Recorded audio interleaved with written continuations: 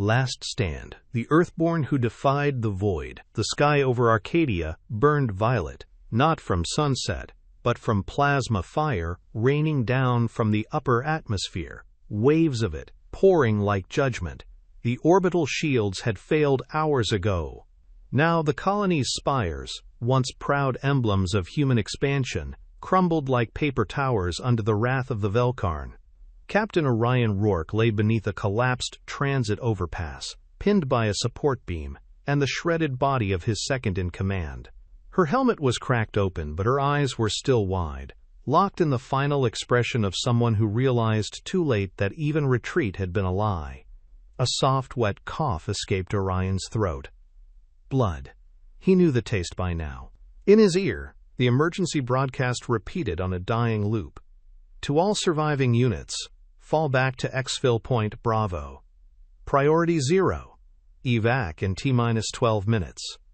Static. Then silence.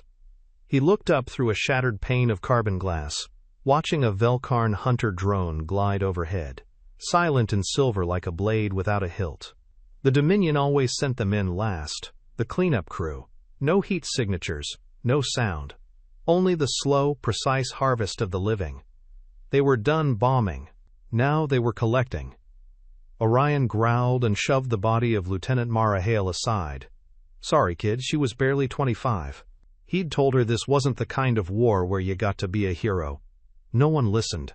No one ever listened.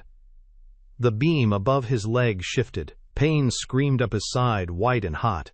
But he moved anyway. Survival wasn't optional. He was the ranking officer now. Correction. The only officer.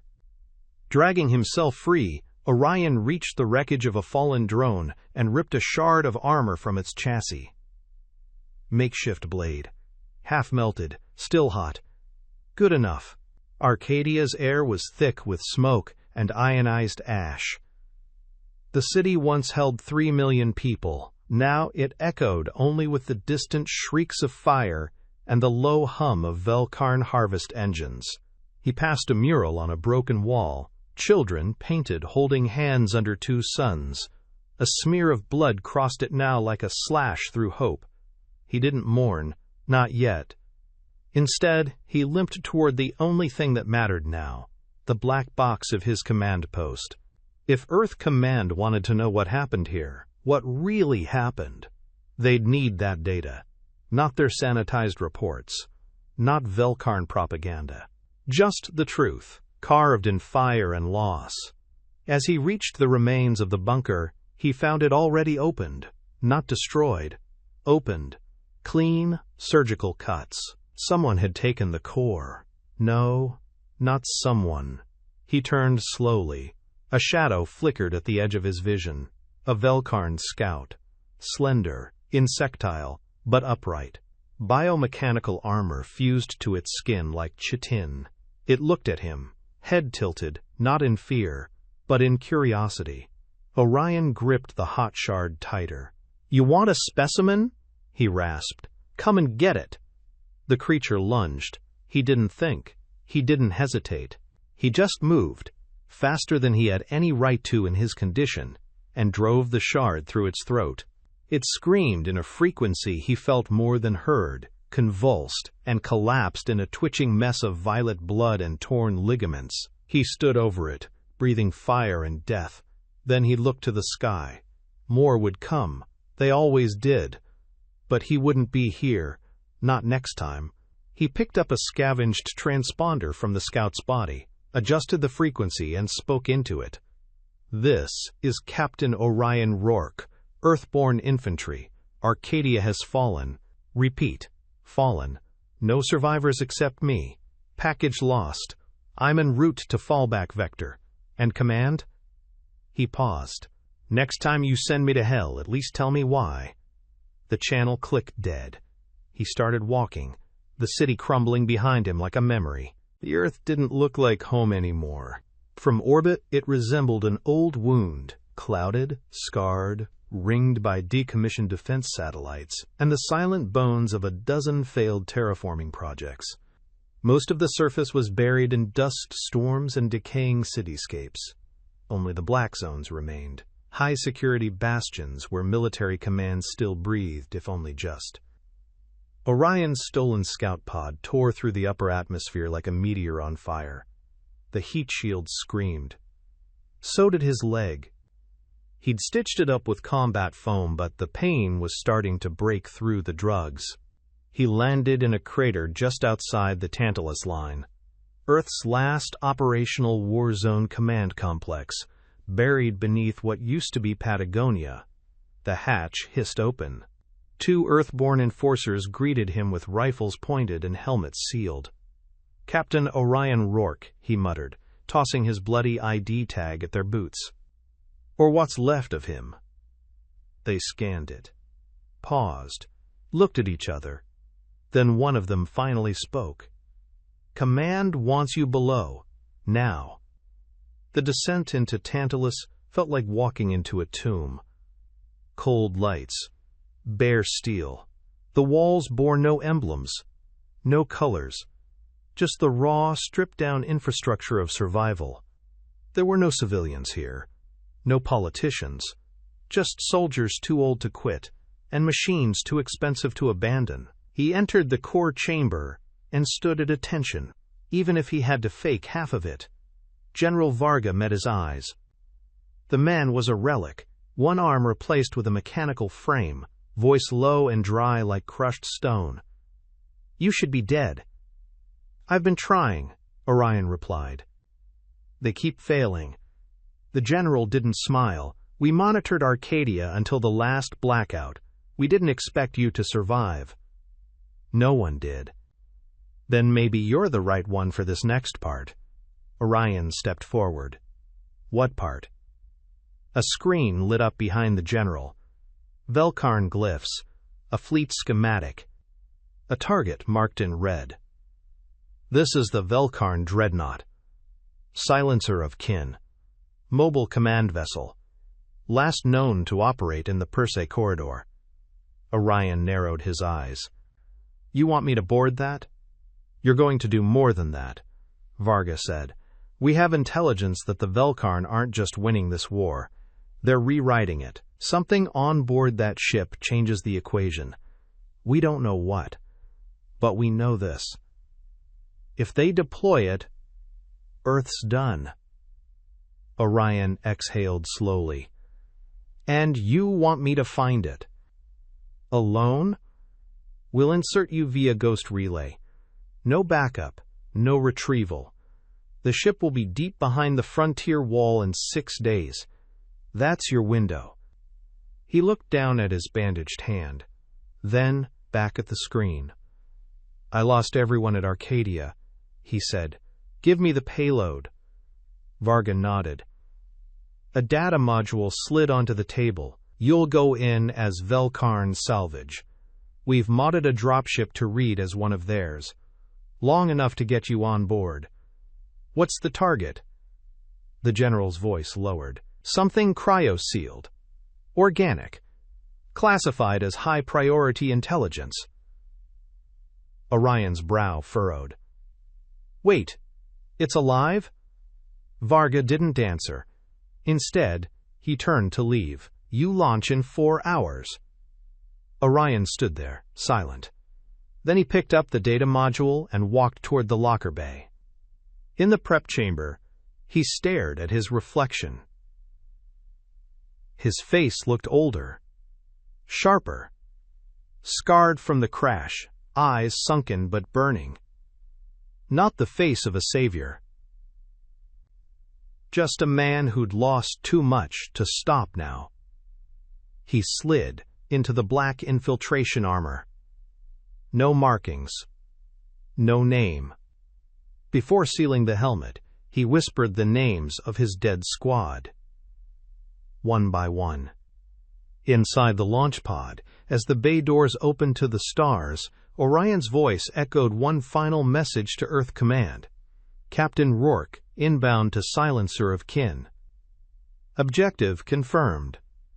Suicide op acknowledged. He paused, then added, "If you never hear from me again, make sure the bastards never forget why." And with a roar, The pod vanished into the void. The Velkarn dreadnought didn't glide through space. It loomed. Nearly 40 kilometers in length, its hull was a jagged cathedral of obsidian alloys and bioreactive plating. Organic sensor spines rippled like the fins of a sleeping leviathan. It didn't need escorts. It was the threat. Entire fleets changed course when it appeared on long-range scans. Orion's drop pod approached under the cover of a fabricated Velkarn transponder, buried deep in the core of a salvaged scout vessel. A trick. A forgery. He had less than 90 seconds before the Dominion's living sensors smelled the lie. The targeting beacons flashed green. The dreadnought accepted him. The hangar swallowed his pod like a throat. He moved fast. Inside the pod, Orion stripped out of the salvage shell and into infiltration gear, thermoptic mesh, grav-suppress boots, and a rifle made from non-ferrous polymers, undetectable by most Velkarn scanners. The air in the hangar bay reeked of ammonia and sterile rot. No visible crew, just drones. Elegant, predatory things shaped like serpents with 6 legs and a glassy neural core. He skirted past them, hugging the shadows. Through narrow walkways, past fleshy corridors and metallic tendrils that pulsed with unnatural life, he followed the directional map embedded in his retinal HUD. Target vector, cryochamber, Deck 27, Sector Black. The deeper he moved, the less human the ship felt. Walls breathed. Floors pulsed. At one junction he passed what could only be described as a temple. Giant murals of twisting alien hierarchies. Velkarn soldiers in poses of victory. And in the center, a towering image of something almost divine. A humanoid figure with obsidian wings, arms outstretched, eyes glowing. Not just a leader. A god. Creepy bastards. He muttered. The last hallway ended in a sealed arch. No controls. No mechanical interface. But the moment he approached, the wall shivered. And opened. The cryochamber was dark. Cold. Rows of sarcophagi stretched into the distance like a graveyard preserved in glass. Each pod housed something, breathing. He couldn't tell if they were clones, prisoners, or weapons. Probably all 3. His HUD pinged. Target acquired. Pod 3119 Delta. He approached it. Inside, suspended in a pale blue gel, floated a figure unlike the others. Tall. Humanoid. Sleek. Armored skin. Facial features sharp and alien, but almost familiar. A slender build. Long limbs. Silver markings beneath the skin, glowing faintly. And female. He read the embedded Velkarn tag. Subject: Celyatar, heir of line Kateth. Status: genetically stabilized. Mind state: restricted. Function: redacted. His breath caught. This was the payload? Not a weapon. A person. A princess. The chamber trembled. Lights shifted. Shit. They'd noticed. Orion ripped the override module from his belt and jammed it into the control slot. The pod hissed violently, frost cracking along its surface. Fluid drained. A heartbeat pulsed into the air. Her eyes snapped open. Twin amber orbs, burning with restrained fire. He raised his rifle instinctively. She didn't move, just stared at him. Not with fear, not even confusion, but calculation. She tilted her head. Her lips moved, barely a whisper, but clear. Earthborn. He hesitated. You speak standard? A pause. Then a faint, sharp smile. No. But you think loud. Her voice echoed inside his skull, not loud, not invasive, but there. Precise. Unnervingly calm. Orion kept the rifle leveled at her as the last of the cryogel dripped from her skin. She stood within the cracked pod, breath fogging in the cold air, eyes locked on him. No panic, no resistance, just that quiet stare. "I didn't come here for a conversation," he said. Her head tilted again, slowly, like a bird analyzing a threat it didn't quite understand. "You didn't come here for me," she replied, aloud this time. Her accent was sharp, crystalline, each word wrapped in alien elegance. "You didn't know what you were stealing." "No," Orion admitted. "But I adapt fast." Without waiting for her permission, he slammed the override clamps and yanked the stasis cables from the chamber wall. The lights dimmed. The surrounding pods didn't react, but the air vibrated. He knew this ship was alive, and that meant it had already noticed. He grabbed her arm. "Move." She didn't flinch, but her gaze flicked briefly to the open corridor. "You won't make it out with me. I'm not asking for your opinion. I'm giving you a warning." Alarms pulsed to life. No sirens, just rhythmic thuds, like a heartbeat growing louder in metal. The corridor behind them twisted open, revealing a descent of gravity-slick bone metal steps. He shoved her forward. "You're coming with me, or we both die here." A flicker crossed her face. Not fear, not anger, something stranger. Intrigue. "Very well," she said, stepping into the corridor. "Let's die together, Earthborn." They ran. Orion's HUD lit up with red markers. The ship's internal systems were reshaping. Corridors shifting, walls closing, entrances rerouting. He didn't have much time. Behind them, 2 hunter forms dropped from the ceiling, their limbs slicing down with blades of folded gravity. Orion ducked, fired. One burst to the head, another to the throat, and they fell, twitching, their blood hissing on the floor. Celia didn't flinch. She turned, extended her hand, and released a pulse of energy that ruptured the spinal plating of a third hunter before it landed. He blinked. "You could have done that earlier. I was gauging your usefulness. Next time, gauge faster." They reached the stolen pod just as the hangar lights turned from silver to crimson. Too late. The ship had sealed the exterior. Orion opened a side panel and slammed his fist into the manual override. Sparks flew. The Velkarn systems fought back, fluid tendrils lashing out like nerves. Celia stepped beside him and pressed her palm against the core. The ship hesitated, just long enough. The launch bay cracked open. "Get in," he ordered. Celia paused. "You don't even know what I am." He growled. "I don't care. You're leverage. Maybe intel, maybe both, but right now, you're a ticket out of this floating nightmare." She gave him that same unreadable look, then stepped into the pod. The hatch sealed. As the pod tore free from the dreadnought, inertial dampeners kicked in. The G-force slammed into them like a fist. Orion grunted and pulled the straps tight. Celia sat across from him, unrestrained, watching him with folded arms. He broke the silence. "You're Velkarn, but you're not like the others." "No," she said softly.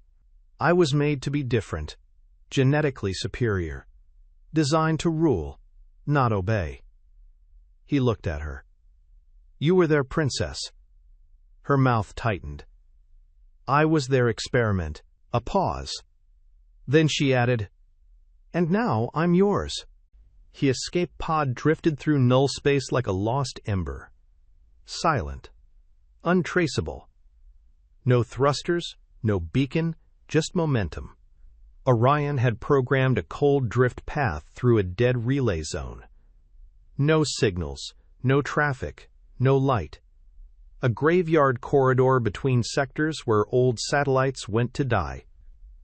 Inside, oxygen hissed softly through recycled vents. The lights flickered, powered by dying cells. Orion sat near the aft panel, back against cold metal, eyes on the alien across from him, Cellular. She hadn't moved in hours. She sat perfectly still, hands resting on her knees, posture like that of a noble. Controlled, measured, yet something in her eyes had shifted since the escape. Not calculation, pain. "You're injured," he said. She didn't answer, but she wasn't hiding it well anymore. Her right arm trembled slightly. Blood. Her blood, dark violet, slicked her forearm where one of the hunter drones had clipped her. It hadn't looked deep at the time. Now it wouldn't stop. "You're bleeding." "I'm aware." He crawled across the cramped space and crouched beside her, eyes scanning the wound. "Your systems should have sealed that by now." "I'm not a system," she muttered. He blinked. Then, without asking, he tore open the med pack and pulled out a canister of polymer foam. "Hold still." She tried to push him away weakly. "Your field tech won't bind to my—" But it already had. The foam hissed to life, sealing the gash in seconds. She stared at it, then at him. "How?" Orion shrugged. "It's not about the chemistry, it's about pressure and heat. Foam doesn't care what color your blood is." She was quiet a moment, then said, "The others would have left me." He sat back. "I'm not the others." "No," she said. "You're stupid." A dry chuckle escaped him. "You're welcome." Silence again. Then she whispered, "You're wondering what I am." "I know what you are," he said. "A Velkarn prototype. Bioengineered. Royal class." "No," she replied. "That's what they called me. What I was grown to be. I never chose it." He looked at her, frowning. "I was 12 when I first disobeyed," she continued. "I read human philosophy, forbidden texts. I questioned the inheritance code. They punished me, reset my neural pathing. I pretended it worked. You faked loyalty. I learned to pass. Until they locked me away. Said I was defective, dangerous, too aware." Orion leaned forward. "Why did they keep you alive?" She met his gaze. "Because I'm still useful. My genome unlocks systems no one else can control. I am a key they haven't used yet. But they will, if we let them." Orion said nothing. The weight of it settled over them.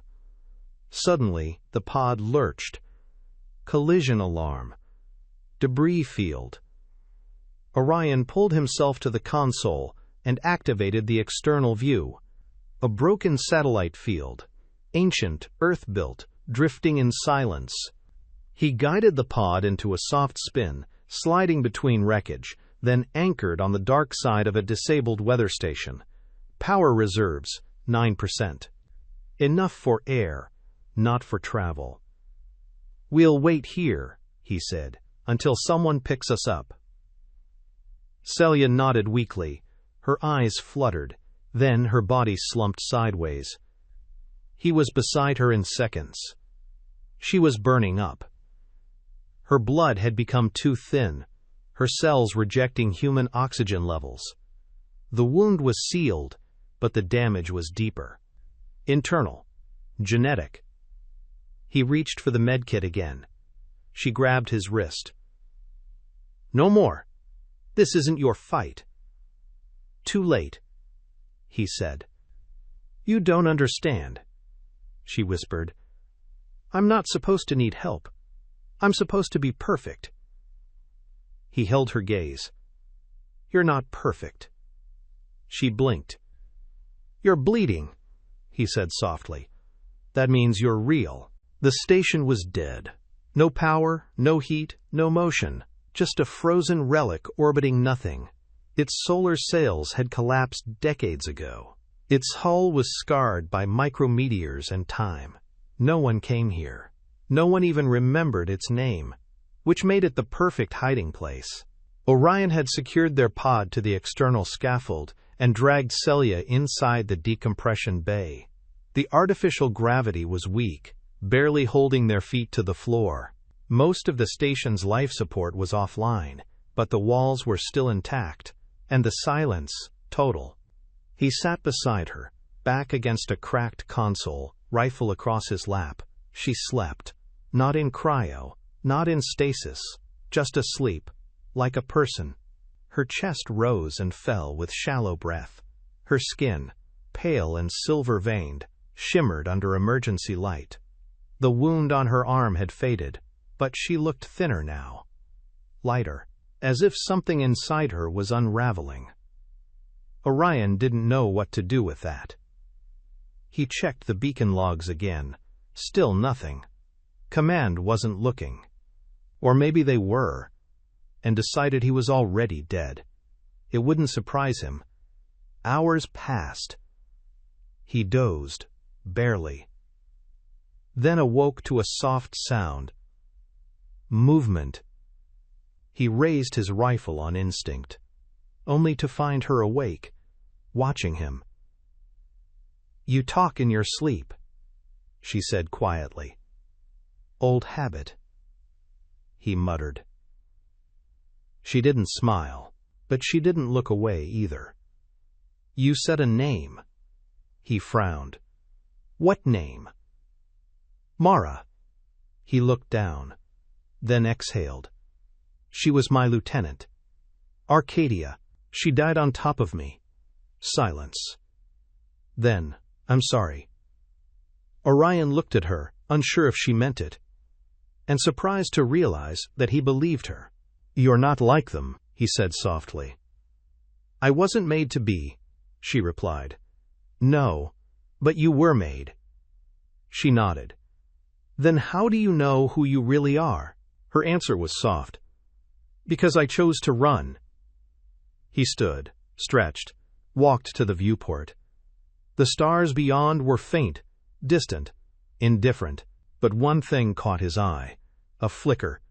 He activated the console. And saw it. A signal.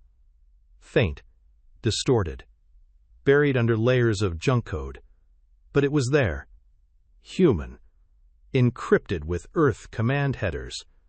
"Impossible," he breathed. He worked quickly, fingers moving over the ancient terminal, rerouting the signal through the pod's processor. Lines of static, corrupted data. Then fragments of voice. "Captain Rourke, you copy. Classified override. Acknowledge intercept." The message repeated, looping. Celia had joined him now, silent.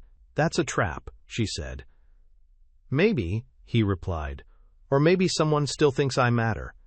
She watched him. "You'll go back." "I have to. They'll kill me on sight. I won't let them." She blinked. "You'd risk Earth's wrath for me?" Orion looked straight at her. "You're the only reason I'm alive." A long pause. Then her voice lowered. "Then let's make sure you stay that way." The pod reconnected with its power cell like a dying heart shocked back to life. Orion didn't wait. As soon as the nav system rebooted, he plotted a vector to the outer edge of the Perseid Rift, a lawless drift zone known for pirate salvage, forgotten tech, and ships no one cared to search. Celia sat in the co-pilot's seat, arms folded, silent. She hadn't asked to leave the station. Hadn't argued either. He wasn't sure if that made him nervous or relieved. They jumped.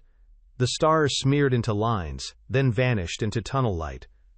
The pod hummed beneath them, low, barely stable.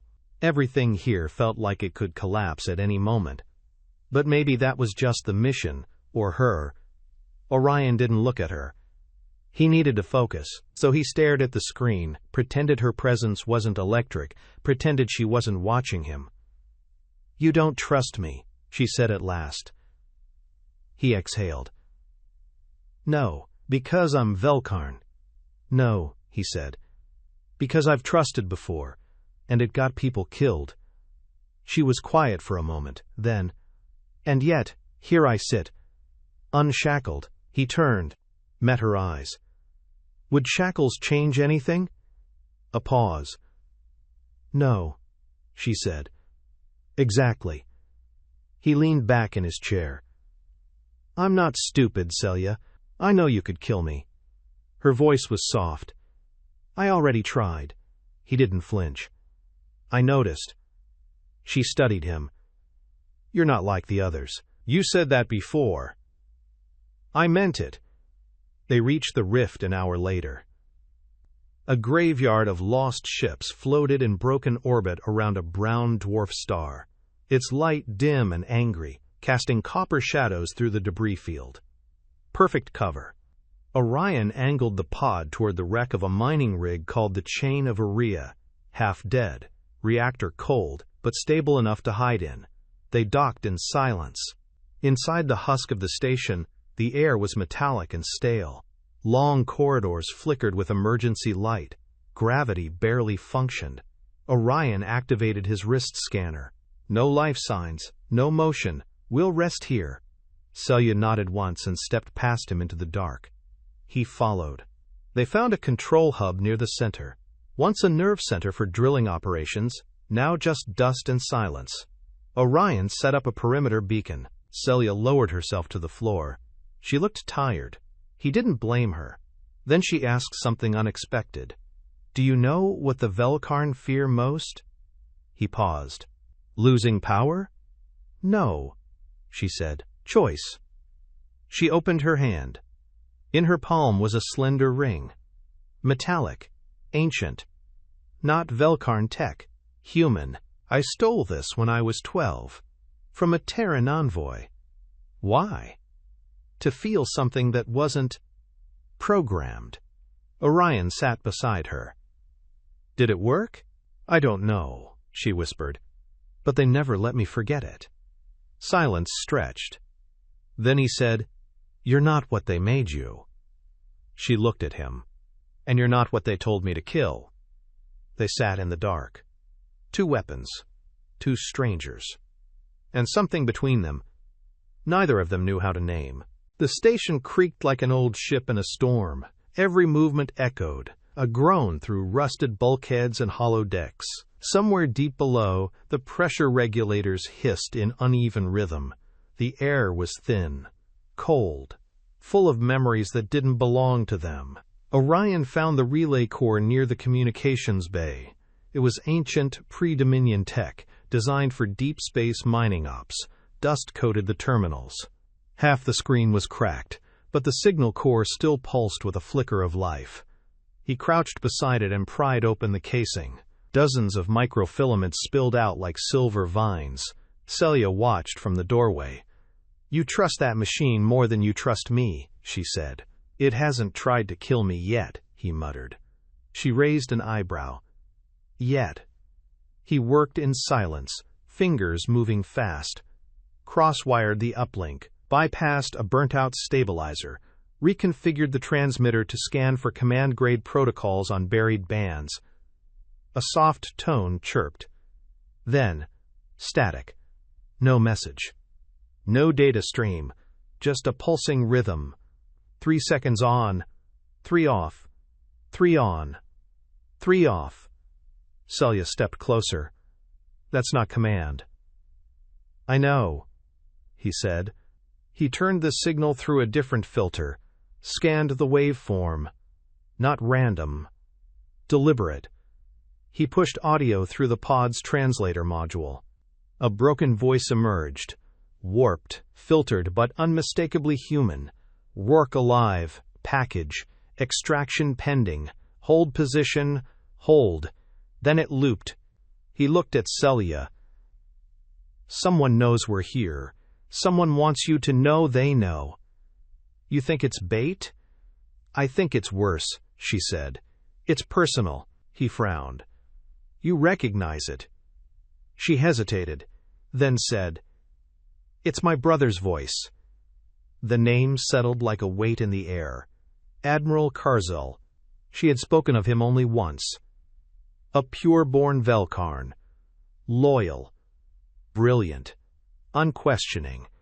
The one who called her a traitor, a virus, a failure in the genome. If he's tracking us, Orion said slowly, he's already in the rift.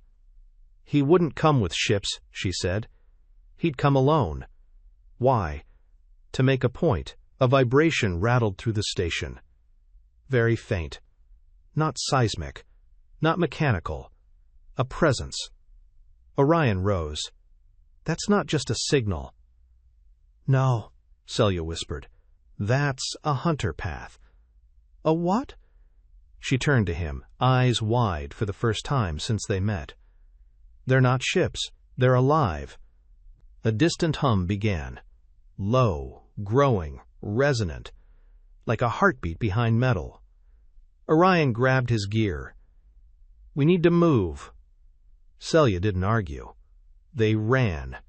As they reached the docking bay, a shadow flickered past the outer viewport. Sleek, silent, eel-like, its body glimmered with bioluminescent script, and its eyes were pits of dark flame. It didn't attack. Not yet. It just watched, like a predator deciding when to strike. Orion sealed the hatch behind them. She said, "Hold position," he muttered. "Screw that." They left the mining station behind in silence. No pursuit, no strike, just a ghost behind them, that hunter shape drifting in the dark, waiting. Orion kept the pod on low power, running cold, no emissions. They weaved through asteroid debris and blackout zones like smugglers dodging gods. Still, the sense of being watched never left him. And Celia, she hadn't spoken in nearly an hour. Finally, he asked, "What is it?" She didn't answer right away. Then, "There's something you need to know. About why they kept me alive." Orion kept his hands on the controls. "Go on." "My blood is not just a royal marker. It's a failsafe. A genetic kill switch." He blinked. "For who?" "For them," she said. "The entire command cast of the Velkarn Dominion." Orion turned to her. "You're serious?" "I was engineered as a symbol, a unifier, but also a control mechanism. Hidden in my DNA is a sequence that triggers cascading neural collapse in Velkarn leadership. One injection, one pulse, and their minds go dark." He stared at her. "Why would they ever create that?" She looked away. "Because the Dominion doesn't trust even its own creators." Orion leaned back, breath shallow. "So what you're saying is, if we can get you close enough, I could end the war. Just like that." She shook her head. "It's not that simple. The sequence has to be activated from a central command array, a cathedral ship. They're shielded, heavily guarded. And once the signal's sent, I won't survive it." He froze. "Why?" "My nervous system is the conduit," she said. "It burns out in the process." Orion felt his jaw clench. "You knew this and still helped me escape?" "I didn't plan to use it," she said. "Not until I saw Arcadia. Not until I saw what they really did to your kind." He looked away. Silent. A soft beeping broke the tension. A proximity ping. Orion checked the screen. "Ship ahead. Civilian tag. No weapons." Celia moved to the console. Her eyes narrowed. "That's no civilian." "How can you tell?" "Because it's transmitting in a pattern only my brother uses." Orion cursed under his breath. Of course, the signal pinged again. This time with a message burst. "Surrender the traitor, and you may live." Celia said nothing. Orion stood. "Any chance we can outrun him?" "Not likely. Then we hit first. He turned to her. "You said you're a weapon." "I said I was one." "Well," he said, powering up the railgun, "today, you get to be one again." Her eyes locked on his. "Only if you fight beside me." Aegis III was nothing more than a shattered rock in low orbit. Once a military relay station, now a half-burned ruin drifting between two dead moons. No atmosphere. No defenses. Just jagged towers of collapsed infrastructure and a landing pad that barely held together. Perfect for an ambush. Orion touched down with his weapon drawn and jaw clenched. The airlock cycled open. Celia followed without a word, draped in a rebreather cloak, her pulse weapon strapped to her back. The rifle had once belonged to a Velkarn executioner. Now it served a different purpose. They moved fast. No lights. No beacons. Just signal shadows and the smell of ozone. Above them, the sky cracked. A flash. Silver and sickening. Then came the ship. Sleek, black, silent. It didn't descend like a warship. It arrived like a scalpel, slicing into space. No logos. No crew visible. Just one purpose. Celia looked up. He's here. Orion didn't ask who. He already knew. Movement. Fast. Something landed in the upper ruins. Too light to be a dropship. Too fast to be a drone. The sound wasn't a thud. It was displacement. Air, energy, gravity. Then came the voice. Not through speakers. Not through the air. Into Orion's mind. "You've brought the failure into my reach, Earthborn. You will not live to regret it." Orion winced. The voice wasn't loud. It was deep, rooted in the spine. "That him?" he asked. Celia nodded once. "Admiral Karzel." The first wave hit hard. Velkarn Hunter-class bio-warriors. Grown, not born. Their bodies gleamed with adaptive armor, their limbs ending in serrated bone. They moved without sound, without hesitation. But Orion was faster. He dropped two, with clean headshots. The third lunged. Celia intercepted, unleashing a pulse that tore through its midsection and flung it backwards in a burst of violet gore. He grinned. "Nice shot." She didn't answer. Her eyes were locked forward. More were coming. They retreated into the interior corridors. Collapsed and narrow, but defensible. Orion laid charges. Celia coded a false signal burst to scatter the hunters. It worked. Briefly. Then the shadows split again. This time, it wasn't drones. It was him. Admiral Karzel entered the ruins like a phantom. Tall, armored in organic plating, no face visible, only a dark mask veined with bioluminescent script. Celia froze. He spoke without moving. "You should have died in the chamber." She stepped forward. "You're not my judge. I am your reflection, and I've come to erase the flaw." Orion didn't wait. He fired. Center mass. The round struck and dissolved on impact. Karzel raised his hand, and a concussive blast of pressure slammed into Orion, flinging him through a wall. Celia screamed, but not in fear, in rage. She unleashed her weapon, point blank, overcharged, the blast tearing through the corridor like a solar flare. It drove Karzel back, staggering him for the first time. Orion pulled himself from the rubble, coughing blood. He looked at her. She was standing over him, face lit by the energy pulse still glowing in her palms. "I told you," she said. "You're not dying without me."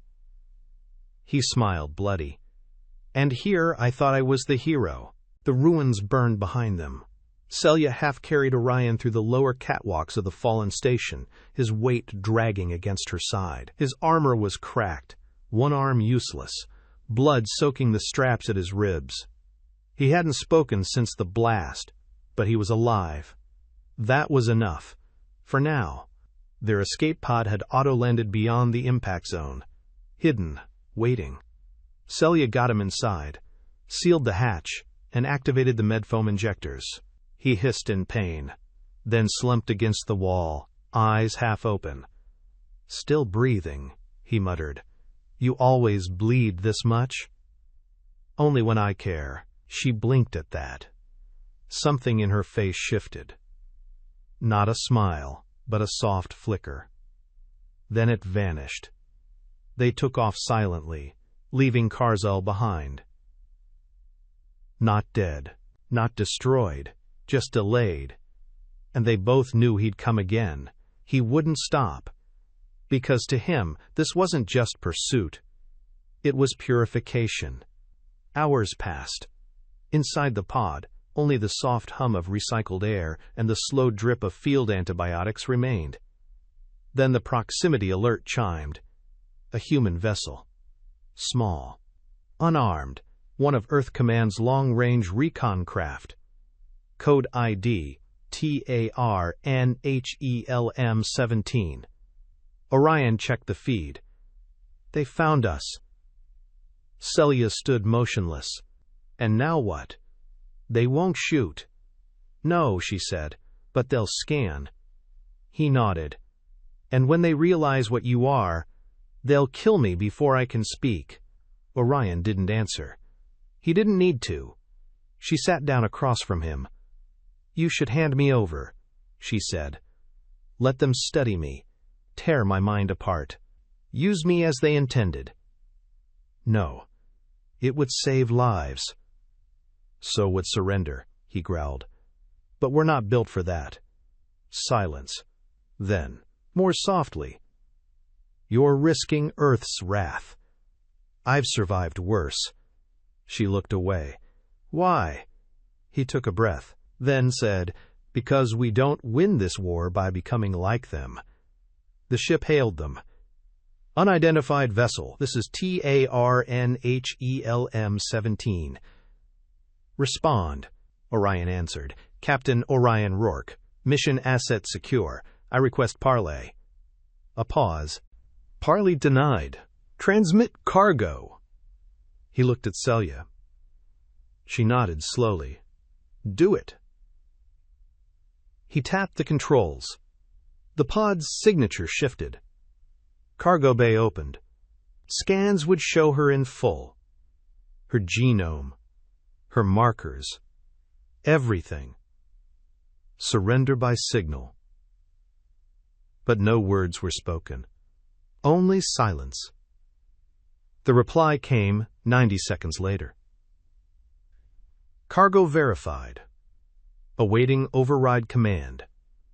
Stand by. Then a second voice broke in. Deeper. Commanding. Rourke. "This is Fleet Marshal Tagara.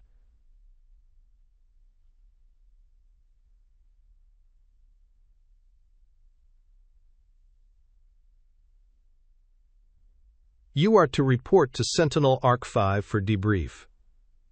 You are granted provisional immunity for the asset. Bring her home. No sudden moves." He looked up at her. She met his eyes and whispered, "You should have let me die." He shook his head. "I'm not ready to lose my last reason to fight."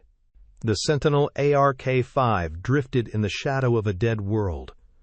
A Black Ops carrier, retrofitted from an old Titan-class hauler, stripped of insignias and surrounded by defense mines that weren't supposed to exist. It was where the Earthborn military kept secrets they didn't trust to the Council, or themselves. As the pod docked, Orion felt the shift. The gravity changed, the air changed, the silence changed. Here, everything was controlled and watched. They were separated immediately. Orion was taken to medical, scanned, patched up, interrogated with professional indifference, No threats. Just cold questions. They never asked about Celia directly. Not until the 3rd hour. Did she resist? No. Did she speak of the Dominion? Yes. What did she offer? He met the officer's eyes. Hope. That made them pause. Just for a second. Then the questioning resumed. Celia, meanwhile, was held in Isolation Bay Theta. No bars. Just field walls and 5 layers of biometric locks. She sat cross-legged in the center of the room, eyes closed, breathing, waiting. She didn't flinch when the marshal entered. Fleet Marshal Tagara, tall, gray-eyed, half her face replaced with neural fiber mesh. Not cruel. Not warm. Just precise. "You're a war criminal," she said. "I've killed no one here," Celia replied. "You were made to. That's enough." Celia opened her eyes. "No one chooses what they're made to be. Only what they become." Tagara studied her. "You want to help us. I want to stop them. There's a difference. I'm still here, aren't I?" That silenced the room. Elsewhere, in a sealed command chamber, Orion sat across from General Varga. They hadn't seen each other since Earth. The old man looked more tired than Orion remembered. Or maybe Orion just saw him more clearly now. "She's offering you the end of the war," Orion said. "She's offering a fantasy, one that gets everyone killed if it's wrong. She is the weapon." Varga narrowed his eyes. "Weapons don't get to choose their targets. She already did. She chose us." An alarm interrupted them. Not loud. Just a tone. Encrypted channels lighting up. Unknown ships. 10 of them. Decloaked near the outer rim of Arc 5's defense perimeter. No weapons charged. No message. Just waiting. Orion's gut tightened. Varga answered first. "They found us." "No," Orion said. "He did."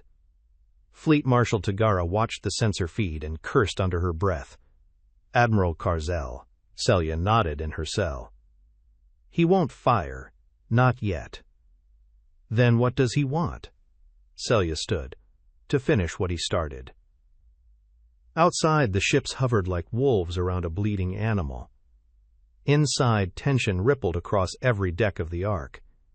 Orion stood in the war room, eyes locked on the central display. He could feel the crew fracturing. Some wanted to surrender the alien. Some wanted to flee. And a few, just a few, looked to him. The one who had already walked through fire with her and come out alive. He didn't speak yet. But they were listening. Somewhere between a war and a choice, a spark caught fire, and it wasn't on the Dominion side. The Velkarn ships held position for 11 hours. No weapons fired, no messages sent, just silence. And that silence was louder than any threat. Inside ARK-5, the atmosphere had shifted. The crew moved like ghosts, avoiding eye contact, whispering in corridors. Everyone was waiting for something to break. Orders, airlocks, nerves, anything. Fleet Marshal Tagara stood at the command table with clenched fists. "If they wanted to strike, they would have done it," she muttered. Orion stood beside her. "They want us to turn on each other. And it's working." She turned to him. "You brought this here. You made us a target." "No," he said. "She made you a chance." In her cell, Celia sat with her back against the wall, eyes closed. She was listening. Not to sound, to presence. Her brother was close. She could feel him. Not with any sense she could name, but with the instinct they shared. He wasn't here to destroy her. Not yet, He was here to claim her. And if he couldn't, he'd break everything else instead. An argument erupted in the war room. Some officers demanded her execution. Others wanted to deliver her in chains. One proposed launching her into the vacuum with a tracking beacon so Earth's hands could stay clean. Orion stood up slowly. "She's not the threat," he said. "He is, and he's already inside your heads." Tagara watched him. "You trust her. I've bled for her." "That's not the same thing." "No," Orion said. "It's more." That night, if such things existed in deep space, Orion returned to her cell. The guards let him pass reluctantly. Inside, she was still awake. "You feel it too," she said. "Yes. He's waiting for your side to fracture. It's close." Celia looked up at him. "I don't know if I can stop him." "You don't have to," he said. "You just have to survive." She laughed softly. That was never part of the design. Orion stepped closer. "Well, maybe it's time to break the design." They sat in silence, side by side. No plan, no weapons drawn. Just two people, torn between stars. One born of war, one built for it. And both exhausted. Outside, on the bridge of his own ship, Admiral Karzal watched the Earthborn vessel. He did not speak. He did not blink. He simply waited, because he knew her. He knew her heart, and he knew exactly when it would break. The plan was madness. Infiltrate a Velkarn cathedral ship. Insert Celia into the core array. Trigger the genetic kill switch. And pray the Dominion died before she did. Orion stood over the holographic display in the Ark's war room, watching the vector projections redraw themselves in real time. A high-risk jump through a collapsing worm field. Hull penetration via stealth pod. Ground movement through a neuro-reactive corridor system that actively hunted intruders. Success probability: 2.4%. He didn't flinch. Neither did she. Fleet Marshal Tagara folded her arms. "Why should I risk my crew for a suicide mission?" Orion looked her in the eye. "Because you're already dead. You just haven't noticed yet." Celia stepped forward. "They won't negotiate. They won't retreat. The Dominion doesn't allow peace. The moment they learn I'm still alive, they'll send more than Karzal. They'll send extinction." Tagara hesitated, then nodded. "Then you go in alone." The jump to the cathedral ship was a blur of black holes and ghost light. The stealth pod barely held together. They arrived under the shadow of a ship so massive it distorted the stars behind it, a lattice of bone and metal stretching across half a planetary orbit. Its hull pulsed like an exposed heart. No escort, no defense guns, because it didn't need them. Gods don't fear ants. They breached the hull through an exhaust vent woven from living fibers. The interior swallowed them in silence. Orion moved first, scanning, mapping, overriding where he could. The architecture felt wrong, too smooth, too organic. Every step felt like walking inside something that might wake up. Celia followed, not as a prisoner, not even as a weapon, but as the key. And the virus. They reached the central nexus chamber after 32 minutes of pure tension. It looked like a cathedral and a nervous system had collided. 13 neural spires, one control pillar, and a throne. Empty. Orion looked at her. "This is it." She nodded, walked to the interface. Her body began to glow. Faint at first, then stronger. Her pulse synced with the spires. Her DNA unlocked layers of the ship's control system that no human could see. The Dominion's mind began to open. And then the throne lit up, occupied. A shape emerged from the shadows. Tall, radiant, impossible. Admiral Karzal. Already there. Already waiting.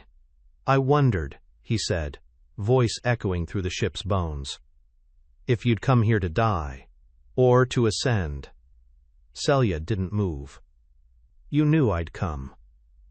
I know everything about you, little sister. Orion raised his rifle. Karzal didn't flinch. Earthborn, he said. You came to kill a god. Orion smiled. Wrong. He pulled the trigger. The blast hit nothing. Illusion. Karzal vanished, then reappeared behind them, not physically, through the spires, a voice in the walls, in the air, in the ship itself. You brought her home, he said. Thank you. Celia screamed. She dropped to her knees. Orion caught her barely. Blood ran from her nose. Her fingertips sparked with energy she couldn't contain. He's trying to override me, she gasped. He's forcing a merge. Orion looked at the interface. Can you still trigger it? Yes, she whispered, but I won't survive it. He held her face. You already knew that. She nodded and smiled. For once, I get to choose how I end. She stood, alone, faced the throne and said, End protocol. Kateth line. Final genesis. The ship screamed, not in alarms, in agony. The ship buckled around them. Veins of energy ruptured through the walls, flashing from violet to white-hot blue. Neural conduits cracked. Synth-organic spires collapsed in on themselves like dying nerves. Somewhere in the distance, thousands of voices screamed. Not in sound, but in silence, as Dominion command minds were ripped from existence. Celia stood at the center of it all, arms spread, back arched, and burning. Orion staggered toward her through a maelstrom of light. The air itself seemed to fight him, thick with pressure, static, memory. His boots slipped on liquid light. His skin blistered beneath his armor. Still, he reached her. She was glowing, from inside. But not like before. This was collapse. Her eyes flickered. She turned to him, trembling. It's working. Orion nodded. Then let's finish it. I can't leave the interface, she said, voice thin. My genome is the signal. You'll die. I am dying. He looked at her, and for the first time he saw past the alien, past the weapon, past the prototype. Just a woman. Wounded, bleeding, fighting, alive. He stepped closer, into the field of pain radiating off her body. She tried to stop him, but her hands were shaking too hard. Why are you here? She whispered. He touched her cheek gently. Because you don't get to do this alone. A sob escaped her, sharp, confused, unprogrammed. I thought you hated what I am. I did. He smiled through the agony. Until I saw what's beneath. She collapsed into him, body trembling. And for a single moment, just one, there was peace. No war, no empire, no code, just two people, one dying, one refusing to let go. I'm scared, she admitted. I know. Her breath hitched. Will you stay? Until the end, she laughed. Soft, cracked. I thought I was the end.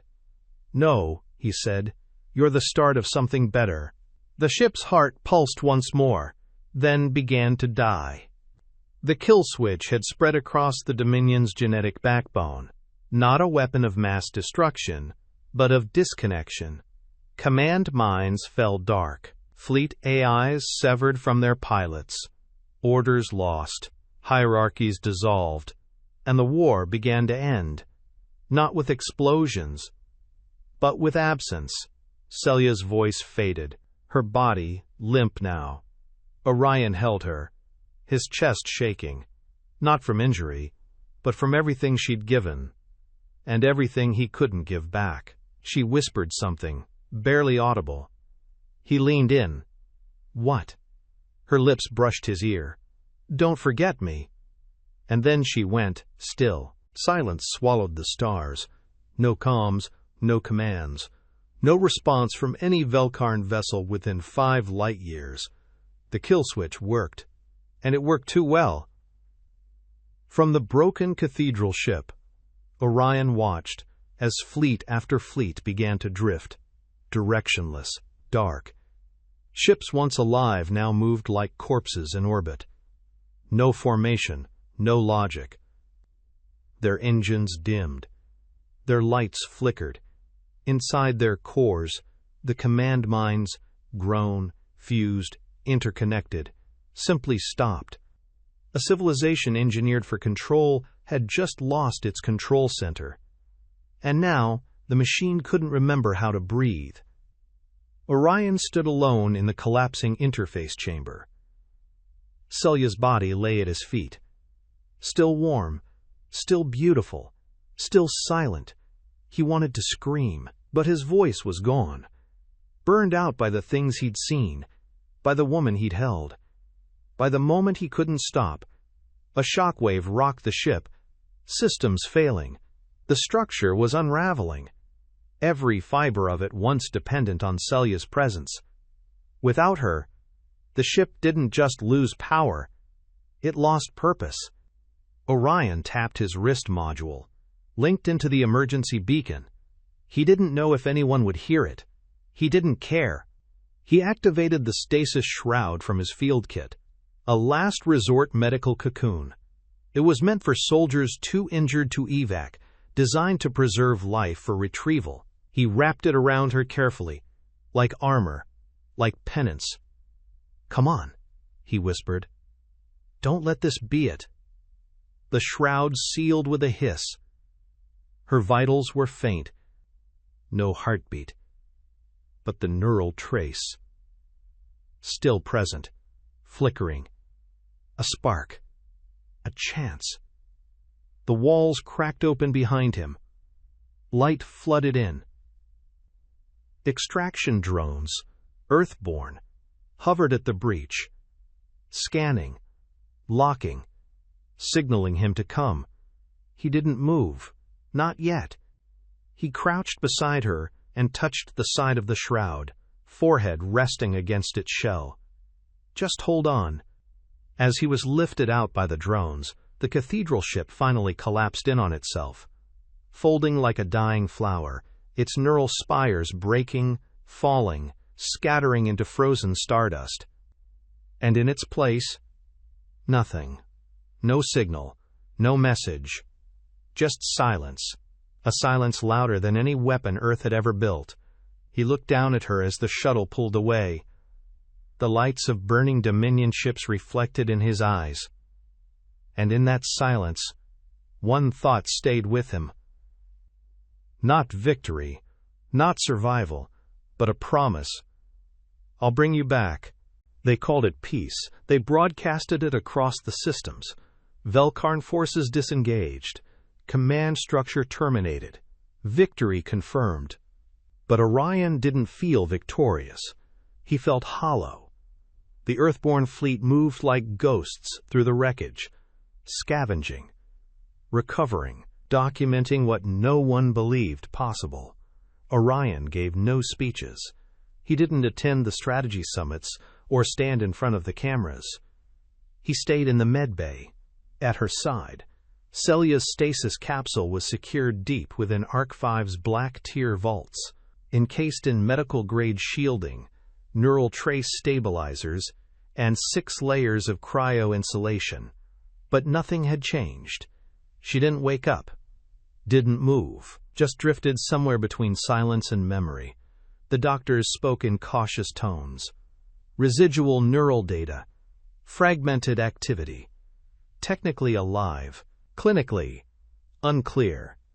He didn't care what they called it. To him, she was still in there. Days turned to weeks. Orion barely slept. He walked the corridors like a ghost in his own body. Until one night a technician approached him. Small, nervous, probably new. I found something, she said. In the Dominion archives we decrypted.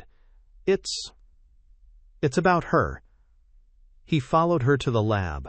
She showed him a fragment of Velkarn biocode. It pulsed with harmonic encryption, but beneath it, a neural signature, Celia's, but twisted, modified. A back door into the kill switch protocol, and a chance to reverse it. It's dangerous, the tech warned. If you try to reinitialize her mind and fail, she'll be gone, permanently. Orion looked at the code, then at the capsule.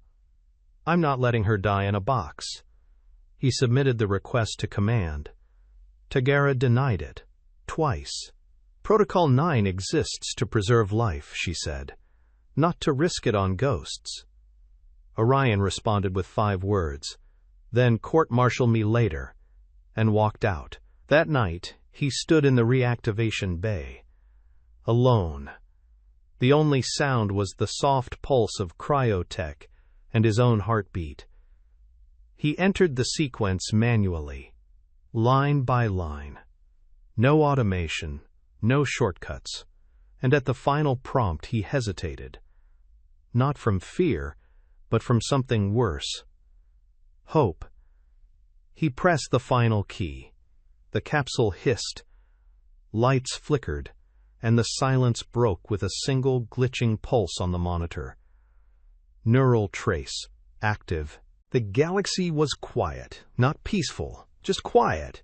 Velkarn fleets had gone dark. No orders, no movement, no war, but no surrender either. The Dominion hadn't collapsed with a scream. It had simply stopped. And in the stillness that followed, the rest of the galaxy didn't know what to do. Neither did Orion. He stood in a hangar overlooking Earth's upper orbit, watching the last remnants of the refugee fleets drift in, civilian ships, scavenged transports, broken hulls. 1,000 versions of survival, none of them clean.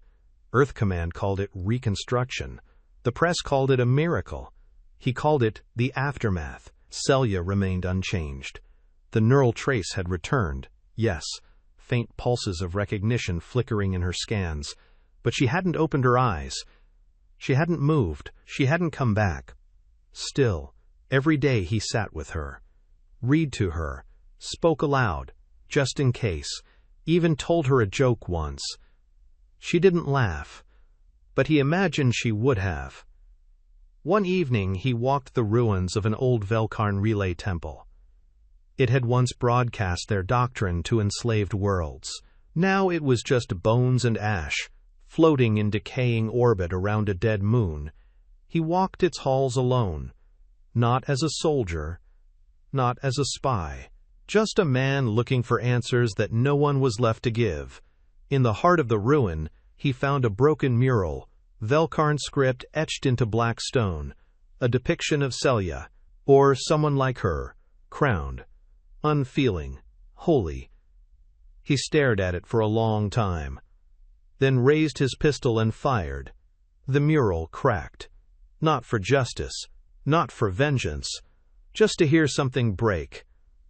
Back on ARK-5, the medtechs greeted him with flat expressions. No change. He nodded, said nothing, went to her room. She lay beneath the stasis field, hair drifting like silk in zero gravity. Skin pale, peaceful, too peaceful. He sat beside her and spoke softly. "They're calling me a hero," he said. "Guess that's what they do when they run out of explanations." He leaned forward, elbows on knees. "They don't know about the time you stole a Terran ring, or how you read philosophy in secret, or how you said you weren't perfect." A pause. "They don't know you." His voice cracked. "I miss your voice." And for a moment, the room was silent. Then the neural monitor blinked. A new signal. Stronger. Rhythmic. Pattern recognized. Emotional stimulus. Orion stood, breath caught. The lights above her flickered once, then again, and a whisper filled the room. So faint, so broken, he almost didn't hear it. But he did. One word, one sound, from her lips. Orion. She opened her eyes.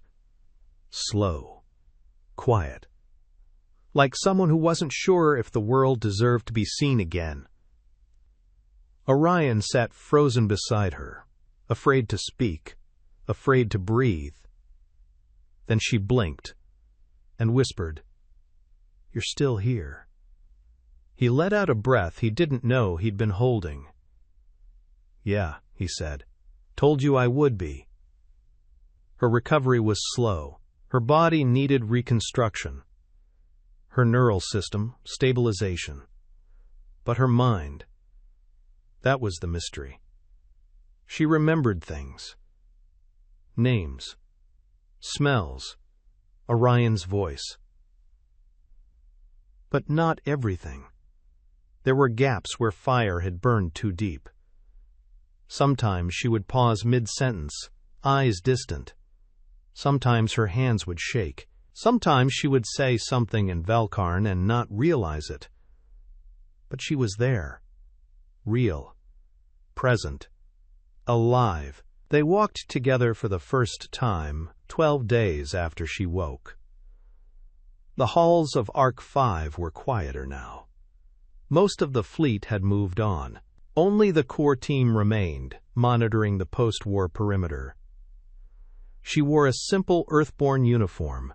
Dark gray, no rank, no badge, not because she was hiding, but because she no longer belonged to any side. In the observation bay, she stared out at the remnants of the Valkarn. Dead fleets, adrift command ships, worlds without orders. She spoke softly. "I was born to rule them." "You were born in chains," Orion said. "That's not the same." She turned to him. "I don't know who I am now." He met her gaze. "Then choose." She laughed quietly. "The galaxy hates that word." "I know," he said. "That's why it matters." Later that night, she returned to the medbay alone. In her hand, the old Terran ring, the one she had stolen as a child. She placed it on the console beside her old stasis chamber.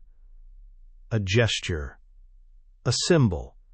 Not of loyalty, but of release.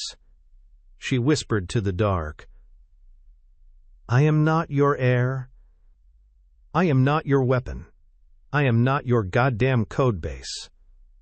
She stood tall and walked away.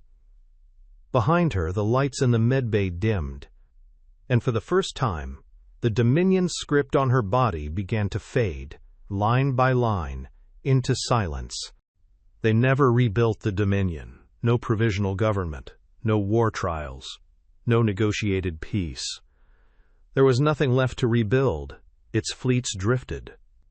Its worlds decayed. Its people, those few who had never held command, simply disappeared into the dark. Like ghosts embarrassed by survival, Orion never returned to Earth Command. They offered medals. He declined. They offered promotion. He laughed. They offered silence. He took it. Instead, he left the military behind and took her somewhere no one would look. A frontier moon on the edge of the Perseid wastes, where the stars didn't have names, and the only thing that mattered was that they were far from then. Far from the kill switch, far from protocols, far from thrones. The house was small. Steel walls, old generators, a cracked viewport that looked out over a dust-blasted plain. Perfect. She tended the solar relays. He cooked badly and pretended it was intentional. Some nights they sat in silence and watched storms pass across the canyon ridges. Other nights they talked about things neither of them fully remembered. Old philosophies, extinct empires, stolen rings, and broken gods. She laughed more now. He didn't bleed as often. It was a start. Then one morning she woke before him. and walked out to the ridge behind their house. Alone. No weapon. No armor. Just the wind. And the sky. And the sense that maybe she wasn't afraid anymore. She closed her eyes and tilted her head back. Let the sun hit her face. Let the cold cut across her skin. She whispered something in a language no one had spoken in centuries, and it didn't feel foreign anymore.